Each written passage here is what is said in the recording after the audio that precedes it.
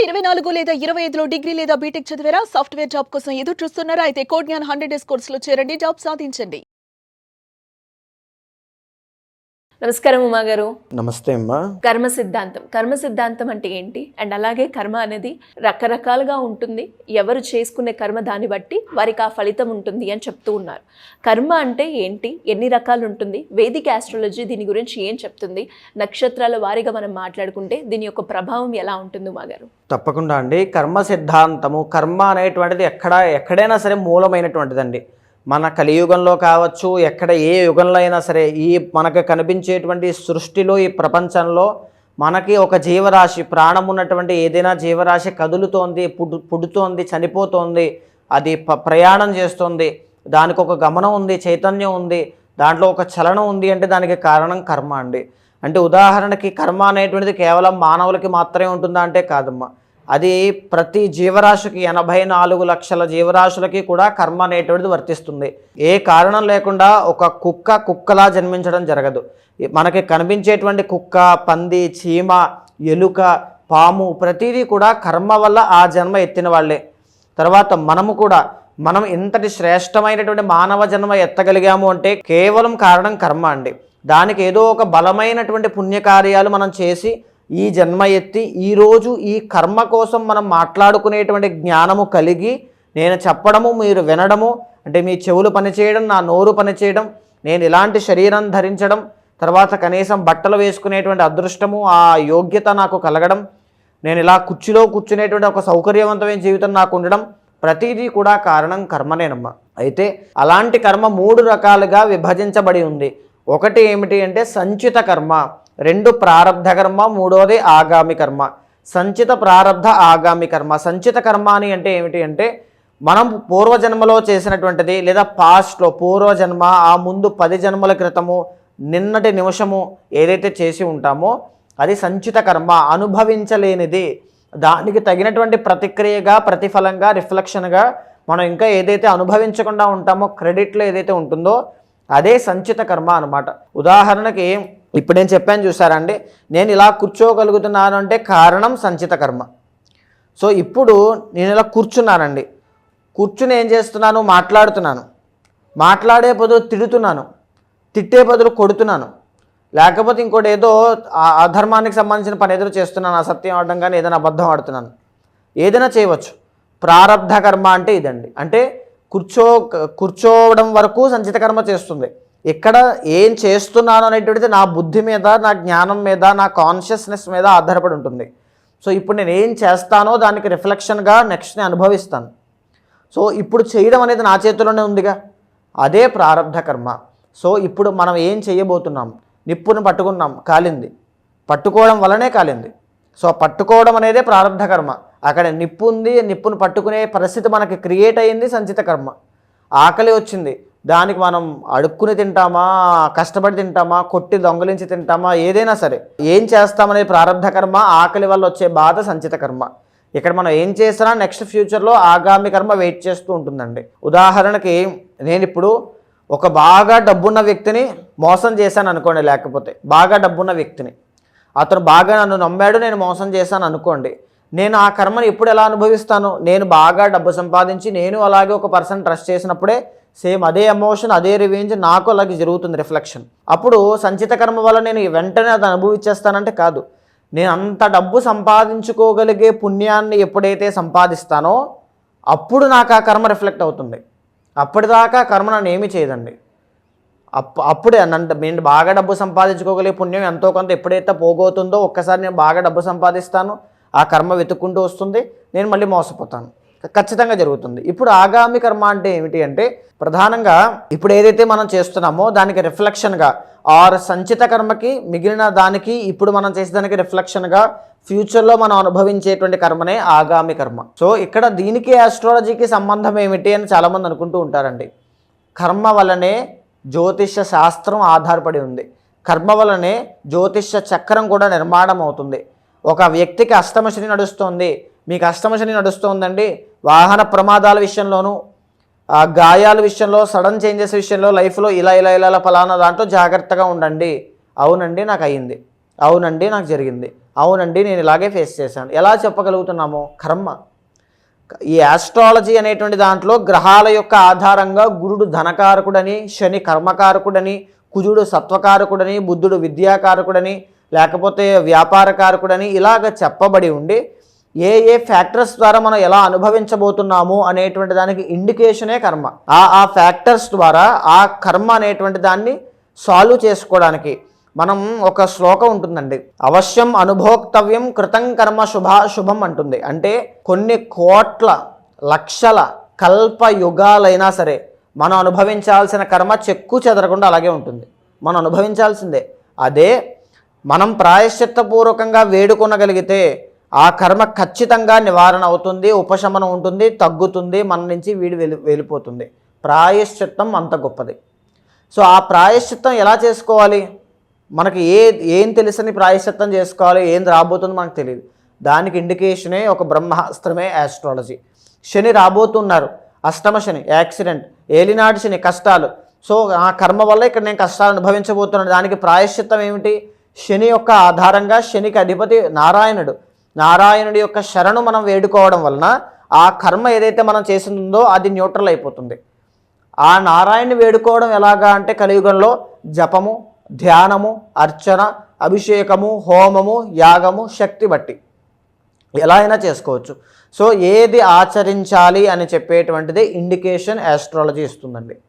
So ఇది కర్మ సిద్ధాంతం సరిగారు. సో దీని ఆధారంగా ఏ ఏ నక్షత్రాల వాళ్ళకి ఎలాంటి కర్మ ఉంటుంది, ఏ రాశుల వాళ్ళకి ఎలాంటి కర్మ ఉంటుంది, ఏ ఏ లగ్నాల వాళ్ళకి ఎలాంటి కర్మ ఉంటుంది, వాళ్ళు ఎలాంటి విషయాల్లో జాగ్రత్త పడాలి అని చెప్పి మనం చెప్పుకోవచ్చమ్మా. మీరు అన్నట్టుగానే మరి నక్షత్రాల వారిగా మనం మాట్లాడుకుంటే జ్యేష్ఠ నక్షత్రం వారికి ఎలా ఉండబోతుంది ఈ కర్మ సిద్ధాంతం అనేది, దానివల్ల వారు ఏ సందర్భాల్లో ఎలాంటి జాగ్రత్తలు తీసుకోవాల్సిన అవసరం ఉందంటారు మాగారు? తప్పకుండా అండి. జ్యేష్ఠ నక్షత్రం అనేటువంటిది వృశ్చిక రాశిలో సంచారం చేసేటువంటి నక్షత్రము. ద ఒరిజినల్ 8th లార్డ్ అండి, అధిపతి బుధుడు అవుతారు. ఒకవేళ మీరు పేరు బలం బట్టి చూసుకుని నేను ఫాలో అవ్వాలి అనుకుంటూ ఉంటుంటే డేట్ ఆఫ్ బర్త్ లేని వాళ్ళు నో, యా, ఈ, యు అనేటువంటి అక్షరాల మీద మీ పేరు ప్రారంభమైతే తప్పకుండా మీరు ఈ యొక్క వీడియోని ఫాలో అవుతూ ఇది మీకు చెప్పబడింది అని అన్వయం చేసుకోవచ్చు, ఇబ్బంది లేదు. అయితే జ్యేష్ఠ నక్షత్రానికి అధిపతి బుధుడమ్మ, 8th లార్డ్ అని చెప్పుకున్నాము. సో ఇక్కడ ఏంటి అంటే వీళ్ళ జీవితంలో ఎలాంటి కష్టాలు ఉంటాయి, ఎలాంటి కర్మను అనుభవిస్తారు అని చెప్పుకుంటే కనుక చెప్పుకోవడానికి పెద్దవి కాదు, మర్చిపోవడానికి చిన్నవి కాదు, ప్రతిదీ కూడా అలాగే ఉంటుందండి. Love, life, career, family, health అన్నీ కూడా ఎవ్రీథింగ్ అప్పులతో సహా అన్నీ కూడా అలాగే ఉంటాయి. బయటికి మాత్రం వీళ్ళు చాలా బాగా బ్రతుకుతున్నట్టుగా వీళ్ళకి ఏంటి రాజా లైఫ్ అనే టైపులో ఉంటుంది, కానీ వీళ్ళు పడే కష్టం వీళ్ళకే తెలుసు. సీక్రెటివ్ లైఫ్ అండి, చెప్పుకోరు, బయటికి చెప్పుకోలేకపోతారు. ఇంట్రోవర్ట్స్ అని చెప్పచ్చు, లేకపోతే బయటికి ఎక్స్ప్రెస్ చేయలేక వాళ్ళలో వాళ్ళే తపన పడి, ఇబ్బంది పడి, మదన పడి ఎంత ఇబ్బంది పెడుతూ ఉన్నా, కొంతమంది ఉమెన్ జ్యేష్ఠ నక్షత్రంలో జన్మించిన వాళ్ళండి, అత్తగారు ఎంత ఇబ్బంది పెడుతూ ఉన్నా, భర్త ఎంత దూరంగా ఉన్నా వాళ్ళు మాత్రం వాళ్ళ క్యారెక్టర్ని కోల్పోకుండా అలాగే స్టడీగా ఉంటారు. కానీ వాళ్ళకు వచ్చే అవమానాలు మాత్రం చాలా దారుణంగా ఉంటాయి, అయినా బయటికి చెప్పుకోలేరు. ఎలా ప్రూవ్ చేసుకుంటారండి ఎవరైనా? ఆ కష్టం ఉంటుంది. సో అది నేను కళ్ళారా చూసిన వాళ్ళు జ్యేష్ఠ నక్షత్రం వాళ్ళు చాలామంది ఉన్నారు, 100%. వీళ్ళకు ఉండేటువంటి దోషం ఏమిటి, కర్మదోషం వల్ల సంచిత కర్మ ఎలా ఎఫెక్ట్ చేస్తుంది అని అంటే మ్యారిటల్ లైఫ్ అండి. మ్యారిటల్ లైఫ్లో ఇష్టమైనటువంటి వ్యక్తిని చేసుకునే యోగం ఉన్నా పెళ్ళికి ముందు గొడవలు అవుతాయి, పెళ్ళి తర్వాత గొడవలు అవుతాయి, భర్త ఇక్కడ భార్య అక్కడ, భార్య అక్కడ భర్త ఇక్కడ, ఇలాగా వృత్తిపరంగా దూరం కావచ్చు, శారీరకంగా దూరంగా ఉండేటువంటి అవకాశాలు చాలా ఎక్కువ ఉంటాయమ్మా. సో దానివల్ల వచ్చేటువంటి సమస్యలు, ఇద్దరి మధ్యలో పుట్టే అనుమానము ఖచ్చితంగా చూస్తారు. ఇది ఉంటుంది. ఏ తప్పు లేకపోయినా, ఎలాంటిది లేక అభియోగాలు మోపుతారు, అది ఉంటుందండి. తర్వాత వీళ్ళకు వచ్చేటువంటి సంచిత కర్మ వల్ల బ్లడ్కి సంబంధించినటువంటి ఆరోగ్య సమస్యలు, స్కిన్ రిలేటెడ్ ప్రాబ్లమ్స్ కానీ, ల్యాండ్ డిస్ప్యూట్స్ అండి, అంటే ఈ తగాదాలు, వాటికి సంబంధించి చూసే అవకాశాలు, సిబ్లింగ్స్తో ఎవరైతే సోదరీమణులు, చిన్నవాళ్ళు ఎవరైతే ఉంటారో వాళ్ళతో వచ్చేటువంటి తగువులు, ఇద్దరి మధ్యలో సిబ్లింగ్స్ మధ్యలో గొడవలు రావడం, కొలీగ్స్ మధ్యలో గొడవలు రావడం, ఇలాంటివి ఉంటాయి. అండ్ ఇంకొకటి ఏంటి అంటే కోపము విషయంలో మీరు చాలా కంట్రోల్ చేసుకోవాలమ్మా. మీరు కంట్రోల్ చేసుకోవాలంటే ఎందుకనంటే 6th హౌస్లో కుజుడు ఉండడం వల్ల ఆవేశంలో మీరు తీసుకునే నిర్ణయాలు ప్రతిదీ కూడా ఇన్స్టెంట్ డెసిషన్స్కి దారితీస్తాయి. అవి ఎక్కడెక్కడికో దారితీస్తాయి. వెరీ కేర్ఫుల్గా ఉండండి. కోపం విషయంలో తమాయించుకుని మాట్లాడండి. ఆ ఒక్క విషయం చాలా జాగ్రత్త, మీరు కేర్ఫుల్ తీసుకోవాల్సింది. ఇంకొకటి ఏంటి అంటే బంధువుల రిలేటెడ్ విషయాల్లో అయితే మీకు నష్టం అనేటువంటిది ఎక్కువ జరుగుతుందండి. బంధువులు మోసం చేయడం, వాళ్ళ ఆరోగ్య సమస్యలకి వీళ్ళు ఖర్చు పెట్టడం, నేనున్నాను అని చెప్పి ఆసరాగా వీళ్ళు ఏదో ఆధారంగా వెళ్ళి వాళ్ళకి ఏదో ఖర్చు పెట్టడం, సంతకాలు పెట్టడం, మోసపోతారు. చాలా తీవ్రంగా మోసపోతారు. వెన్నుపోటు అనేటువంటిది చాలా ఖచ్చితంగా చూస్తారు ఇది. తర్వాత ఏంటంటే అమ్మా, మేజర్గా వాహన ప్రమాదాలు అనేటువంటి జరిగే అవకాశాలు ఎక్కువ ఉంటాయండి వీళ్ళకి. బికాజ్ లగ్న అధిపతి కుజుడు. సో వీళ్ళకి ఈ శరీర అవయవం విషయంలో జాగ్రత్తలు తీసుకోవాలి ఖచ్చితంగా జ్యేష్ఠ నక్షత్రం వాళ్ళమ్మ. అండ్ ఇంకొకటి అండి, వృశ్చిక రాశికి సంబంధించిన ఒరిజినల్ 12th లార్డ్ శుక్రుడు అవ్వడం వల్ల మెన్ ఆర్ విమెన్ ఎవరైనా సరే 12th లార్డ్ శుక్రుడు అవ్వడం వల్ల వ్యసనాలు, అలవాట్లు, జూదము, విమెన్ రిలేటెడ్ ప్రాబ్లమ్స్ విషయంలో చాలా కేర్ఫుల్గా ఉండాలి. ఇందాక విమెన్ కోసం ఒక మాట చెప్పాను చూసారా అండి, ఏమీ లేకుండా అభియోగాలు మోపుతారని చెప్పి అది ఖచ్చితంగా జరుగుతుంది. ఆ మెన్ అయినా సరే అలాంటి ప్రాబ్లమే ఖచ్చితంగా ఉంటుంది, ఏం చేయకపోయినా కావాలని చేశారని చెప్పి. ఇంకొకటి ఏంటి అంటే కారకో భావనాశయ అన్నట్టుగా 2వ స్థానం అధిపతి గురుడు అవ్వడం వల్ల డబ్బు ఏదో వచ్చినట్టు ఉంటుంది కానీ ఏది అనుభవించలేరు. వచ్చిన డబ్బు వచ్చినట్టుగా ఖర్చు అయిపోతూ ఉంటాయి. ఈఎంఐస్, లోన్స్, అది ఇది వెళ్ళిపోతూ ఉంటాయి. డబ్బు కుండకి చిల్లు పెట్టినట్టుగా వెళ్ళిపోతాయండి. డబ్బు నిలబడదు, అదొక ప్రాబ్లం ఉంటుంది. 3rd and 4th లార్డ్ శని అవ్వడం వల్ల గృహ సంబంధిత విషయాల్లో ఆటంకాలు ఎక్కువ వస్తుంటాయి. కానీ ఖచ్చితంగా ఇల్లు కట్టుకోవడం అనేటువంటిది జరుగుతుంది, కానీ ఫైనల్లీ దానికోసం బాగా కష్టపడతారు. ఏదైనా దానికోసం లోన్ పెట్టుకుని అది చేసి ఇది చేసి కష్టపడుతూ అది బ్లాకేజెస్, మళ్ళీ ఇల్లు మధ్యలో ఆగిపోవడం, ఇలాంటివి చాలా ఎక్కువగా చూస్తారండి. ఇంకో విషయంలో జాగ్రత్తగా ఉండాలి ఏంటంటే కోర్టు సమస్యల విషయంలో చాలా జాగ్రత్తగా ఉండాలి. వీళ్ళకి చాలామంది శత్రువులు ఉంటారండి. నా అనుకున్న వీళ్ళే చాలామంది శత్రువులు ఉంటారు. చాలా లేట్గా రియలైజ్ అవుతారు, అప్పటికే చాలా నష్టం అనేటువంటి జరుగుతుంది వీళ్ళకి. 8th లార్డ్ వీళ్ళకి బుధుడు అవ్వడం వల్ల ఏంటి అంటే జనరల్లీ వీళ్ళకి ఎంత టాలెంట్ ఉన్నా, మల్టిపుల్ టాస్కింగ్ అనేటువంటిది, మల్టిపుల్ సోర్స్ ఇన్కమ్ సంపాదించే యోగం ఉన్నా అవన్నీ కనబడవు. పేరుకి చాలా గొప్ప టాలెంట్ ఉంటాయి కానీ చెప్పుకోవడానికి ఏమి ఉండదండి. డబ్బు కానీ మిగలదు, ఏది చేయదు, చుట్టూ చూస్తే అన్నీ కూడా జీరో కనబడుతూ ఉంటాయి. ప్రతి అంశంలోనూ కూడా జ్యేష్ఠ నక్షత్రం వాళ్ళకి బాగా చెప్తున్నాను, వీళ్ళు చాలా క్యాలిక్యులేటివ్ మైండ్ సెట్ అండి. సో అందుకే చెప్తూ ఉన్నాను, మీరు మీ పేరు రాసుకుని చుట్టూ అన్ని అంశాలు వేసుకోండి. హెల్త్ కానీ, అది కానీ, ఇది కానీ, డబ్బు కానీ, ఫైనాన్షియల్ స్టేటస్ కానీ, అన్నీ కూడా, మ్యారేజ్ కానీ, అన్నీ కూడా అన్నిట్లోనూ ఒక వెలితి అనేది కనబడుతుంది. అదే సంచిత కర్మ. మీకు చెప్పాను చూసారా, చెప్పుకోవడానికి పెద్దది కాదు, మర్చిపోవడానికి చిన్నది కాదు. ఆ విషయంలో చాలా ఇబ్బంది పడతారమ్మా. అయితే ఇప్పుడు ప్రజెంట్ నడిచేటువంటి ఈ గోచార రీత్యా వీళ్ళకి ఎలా ఉంది అనేటువంటి పరిస్థితులు మనం చూస్తే యాక్చువల్లీ వీళ్ళకి రాజయోగము అనేటువంటిది స్టార్ట్ అయిందండి. ఆగస్టు 17 నుంచి అక్టోబర్ 17 దాకా వీళ్ళకి రాజయోగము అనేటువంటిది ఉంటుందమ్మా. 100% కెరీర్లో గ్రోత్ అనేటువంటిది వీళ్ళకి ఇప్పుడిప్పుడే స్టార్ట్ అవ్వబోతోంది. మీరు ఇప్పుడు తీసుకునే నిర్ణయాలు ప్రతిదీ కూడా చాలా మంచి హై స్టాండర్డ్స్కి వెళ్తాయండి, చాలా బాగుంటాయి. అండ్ నెక్స్ట్ మంత్ 11th మీకు రవి వెళ్తున్నారు.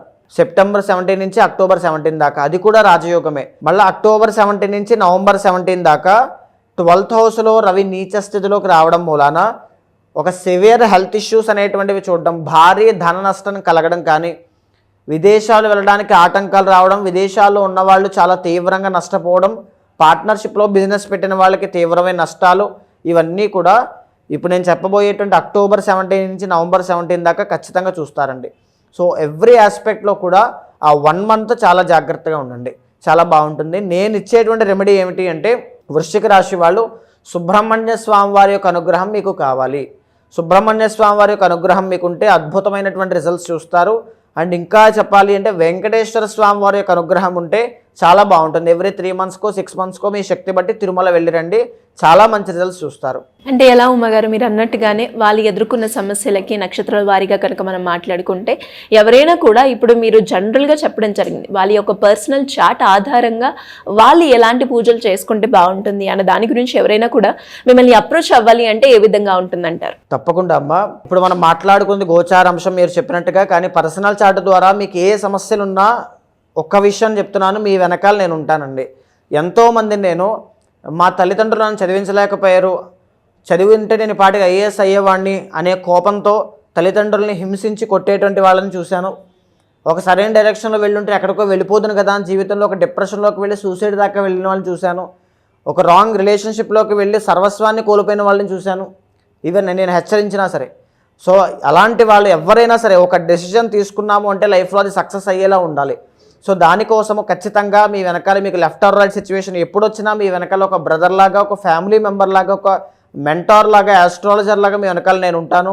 మీ పర్సనల్ చార్ట్ని చూసిన తర్వాత అది గోచారంతో సమన్వయం చేస్తూ మీకు ఎలాంటి డౌట్స్ ఉన్నా సరే, ఏ సమస్య ఉన్నా, ఏ దోషాలున్నా దానికి సంబంధించిన శాంతి పరిహారములు ఆచరింపచేసి నేనే తప్పకుండా భగవత్ అనుగ్రహం కలిగేలా చేస్తాను. థ్యాంక్ యూ అండి. థ్యాంక్ యూ సో మచ్ మా గారు. నమస్తే అమ్మా.